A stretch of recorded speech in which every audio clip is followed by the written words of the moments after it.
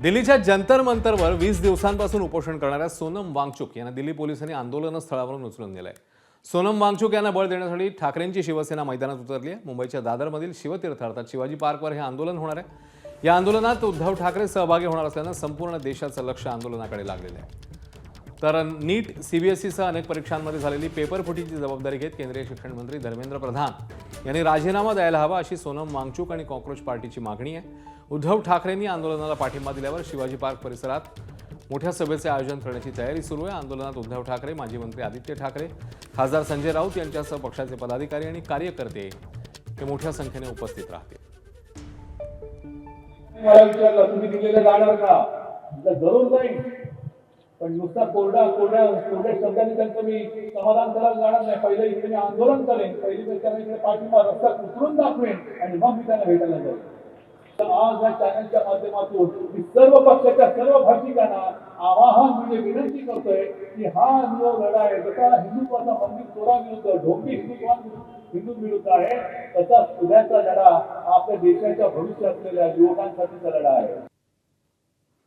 तर या संदर्भात आदित्य ठाकरेंनी नेमकं काय ट्विट केलंय ते बघूया। या एक्स पोस्टमध्ये आदित्य ठाकरे म्हणतात, देशभरातल्या तरुणांच्या प्रश्नांसाठी लढणाऱ्या सोनम वांगचुक आणि अभिजित दिपके आणि युवकांना पाठिंबा देण्यासाठी निष्ठुर भाजप सरकारला जाब विचारण्यासाठी एकत्र येऊया असं आदित्य ठाकरे म्हणतात। 19 जुलैला शिवतीर्थावर माँसाहेब मीनाताई ठाकरेंच्या पुतळ्याजवळ 4 वाजता भेटूया अशी एक पोस्ट त्यांनी केली आहे। हा लढा सर्वांचा आहे, कुणा एका राजकीय पक्षाचा नाही। तेव्हा सगळ्यांनी जमूया आणि देशाच्या तरुणांचा आवाज बनूया असं आवाहन आदित्य ठाकरेंनी केलं।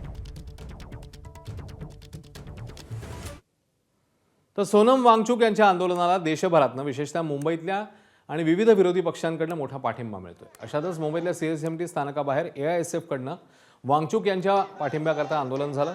मुंबईतील सीएसएमटी परिसरात काही तरुण तरुणींनी हातात फलक घेत बॅनर घेऊन आंदोलन केलंय। आज पांढऱ्या चादरीच्या आड लोकशाहीची अंत्ययात्रा काढण्यात आली अशा आशयाचे फलक तरुणांनी हातात घेतले होते। कार्यकर्ते आक्रमक झाल्यावर पोलिसांकडून कार्यकर्त्यांची धरपकड करण्यात आली।